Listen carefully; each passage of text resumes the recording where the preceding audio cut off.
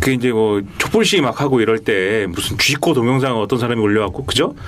그 쥐꼬 동영상 올린 놈이 누구냐 찾아라 그래가지고 네, 네. 뭐 찾다가 그 사람이 뭐 우리 국민은행 뭐 협력 업체 계신 분이고 그래서 국민은행에 압력을 넣고 어쩌고 해가지고 이제 시작된 얘기고 네. 그 얘기가 돌고 돌아서 무슨 뭐 나중에 보면은 정두원 남경필까지 사찰을 하고 네. 정두원 남경필 정택은 이런 사람들 사찰하고 그 부둥켜 울고 뭐 이런 건데 네. 그럼 보세요 벌써 쥐꼬 동영상 올린 사람 국회의원 뭐 이런 사람들 다 사찰하는 거잖아요. 네. 그 뭐 넷만 사찰한 거예요.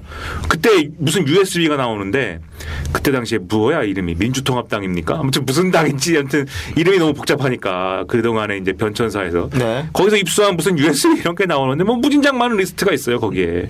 그럼 어떤 놈들이 국무총리실 당시에는 국무총리실 지금은 국무총리실이 없습니다. 네.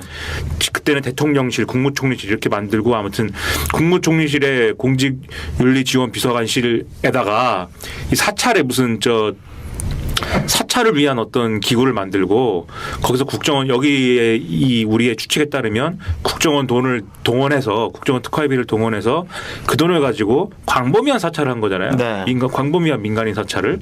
그러면 이것에 이제 쉽게 얘기하면 컨트롤 타워가 뭐냐? 그러면 국무총리인 거냐? 네. 공직윤리지원 비서관인 거냐? 아니면은 이명박인 거냐? 국정원인 거냐? 이게 설명이 안 돼요 아무것도. 그렇죠. 네. 아무것도 설명이 안 되고 이제 그 예를 들면 이명박이다라고 할 때는 그런 청와대로 올라가는 루트가 정확해야 되잖아요. 몰라요 이게 권재진인지 뭔지. 그렇죠. 네. 그리고 국무총리냐? 그것도 아니고 그러면 뭐 비서실장이냐? 청와대 비서실장 임태희냐? 뭐 이것도 뭐 정정길이냐? 다 사람들은 뭐 누가 컨트롤 타워인지를 알 수가 없고 네. 그다음에 뭐 결정적으로 그래서 그러면 국정원이냐 국정원장이냐 심지어 국정원 직원이 국정원장도 사찰했다는 거 아니에요? 그렇죠. 네. 그러면 뒤에서 다 그걸 조정하고 이렇게 한 놈은 누구냐 그러면 그게 이명박이 혼자 하지 않았을 것이고 네. 그 이명박까지 가는 중간에 있는 그게 뭐냐 그게 이제 비선실세 그룹이라는 거죠. 네. 그래서 비선실세 그룹이고 우리가 흔히 이제 박근혜 정부에서 익히 본 최순실 등의 역할을 하는 최순실 박근혜 정부에서는 최순실 하나가 이제 그걸 한 거지만 최순실 하나가 여기저기 무릎방에 걸쳐서 한 거지만 여기는 이제 그 집단이 있는 거고 네. 그 집단이 쉽게 얘기하면 영포웨이 뭐 이런 건 거고 네, 네, 네. 거기에 대장 노릇하는 사람들이 이상득 등등인 것이다. 이제 이 얘기를 하는 거죠. 여기. 네, 네, 네. 그래서 사실 이 그림을 정확히 그리면 결국 또 돌고 돌아 이상득이 나오고 네. 이상득은 잡혀간다. 네, 그래서 어제 쓰러졌다. 그거죠. 네, 네. 그래서 이명박만 있는 게 아니라 이명박 뒤에 당시에 실세로 행세를 하던 여러 어떤 그런 영포의 등이나 같은 영포의 공식 라인이 아닌 거죠, 이게. 추측이지만 네. 여하튼 그런 비선 라인이 있었다 이런 내용까지 지금 언급이 되고 있는 그런 상황인데 방금 이제 김민아 씨가 얘기했던 그 권재진 같은 경우는 당시 민정수석이었습니다. 그래서 언급이 되는 거고 이런 그 국정원 특활비 의혹이 민간인 김유록의 무슨 초등학교 무슨 후배인가 그렇대요. 네네네. 그래서 민간인 불법 사찰 문제로 옮겨가게 되면서 다양한 사람들의 이름들이 나오기 시작하는데 오늘 너무 많은 이름들이 나와서 좀 청취자들이 좀 헷갈릴 수 있을 것 같긴 한데요. 여하튼 그래도 당시의 체계를 한번 짚어봐야 될 것 같아요. 어떤 체계를 가지고 그 지시 체계가 있었나요? 네, 당시 청와대 보고 체계는 권재진 수석 그리고 임태희 대통령 비서실장 그리고 이명박 대통령 이렇게 이어졌는데요. 국정원 기조실장의 상관은 국정원장 원세훈으로 역시 이명박 전 대통령이 정점에 있었습니다. 네. 이번 사건에 대한 검찰 수사가 결국 이명박 전 대통령을 향할 수밖에 없다고 예측이 되는 일이기도 합니다. 그래서 이제 이명박을 향한 뒤에 그래서 이명박 혼자 이걸 한 게 아니라 민아 씨 얘기대로라면 이상득 등등의 어떤 이명박의 권력을 함께 누렸던 비선 실세들이 있을 것 아니냐. 그들이 이런 일들을 다 함께 만들어냈다. 이런 얘기들을 이제 지금 정치권에서 언급하고 있고 이런 부분에 대해서 검찰이 수사 방향을 거기까지 나갈 수 있을지에 대한 이상득입니다. 이상득. 네. 왜냐하면 그때 사실 우리가 그 근처에서 나오는 얘기를 보면 이명박이 사실 그렇게 정치를 잘 알지 않는다. 네. 그래서 그때도 만사형통이라고 하지 않습니까? 그렇죠. 네. 상황이라고 불리기도 하고요. 여의도 정치를 이상득이 했단 말이에요. 네. 근데 여의도 정치를 이상득이 한다고 할 때 그 얘기는 뭐겠어요? 이상득이 그러면 의원들을 많이 만나서 뭐 악수 많이 하고 뭐 그런 거겠어요? 뭘 쥐고 그렇죠. 계속 그걸 컨트롤하고 원희룡 불러갖고 무릎 꿇으라고 그러고 네, 뭐 이런 네. 거를 계속 하는 거죠. 네. 그 힘은 어디서 나오는 거냐는 거죠. 정보력이죠. 네. 네. 그리고 엊그제 이제 또 정두원 아저씨가 계속 얘기하잖아요. 뭐 경천동지 얘기하고 뭐 얘기하고 그런 얘기를 쭉 하는 이 그것도 예를 그 얘기가 있는 거 아니에요? 그 돈을 주더라. 네. 당선 축하금이라고. 그게 무슨 얘기냐면 초기에 이 이명박을 만든 삼공신이 있지 않습니까? 이재호, 이상득, 정두원 이렇게 삼공신을 했는데 네. 정두원들이 중간에 이명박에게 밉보이는 거죠.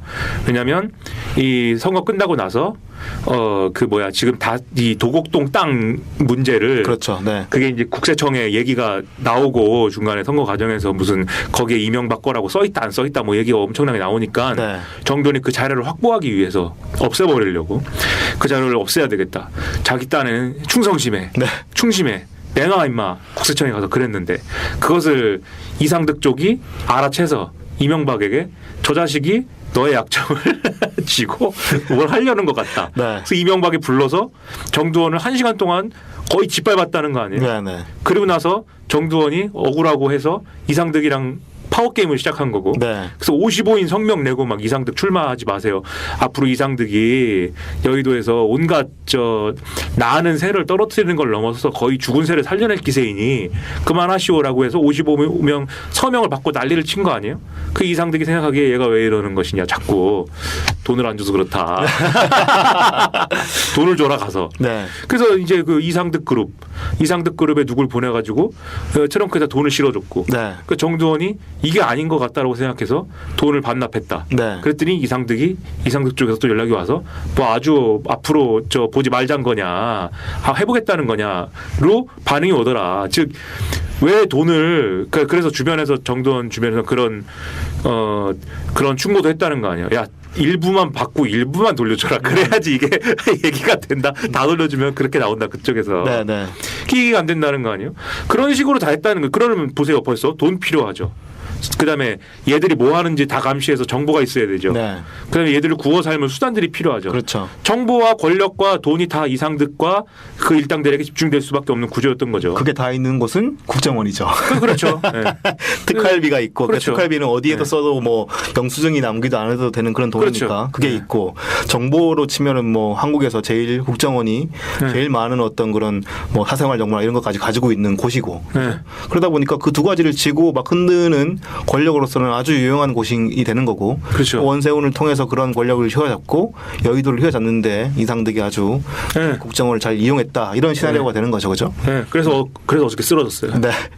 그래서 쓰러진 거예요. 네, 이명박까지 이렇게 그 계속 수사가 거의 미치니까 이제는 결국 나에게 올 것이고, 그냥 이상득이죠 이제. 네, 이제 내가 큰일 났겠구나 이렇게 네. 생각되니까 결국은 좀 그런 부분에 스트레스를 받아서 쓰러지지 않았나 이런 뭐 추측들이 나오는 건데요. 당분간은 MB가 계속 이 법정에 있는 사진 기자들 카메라 앞에 계속 등장해야 되지 않을까 이렇게. 저는 아주 기대하고 있어요. 네.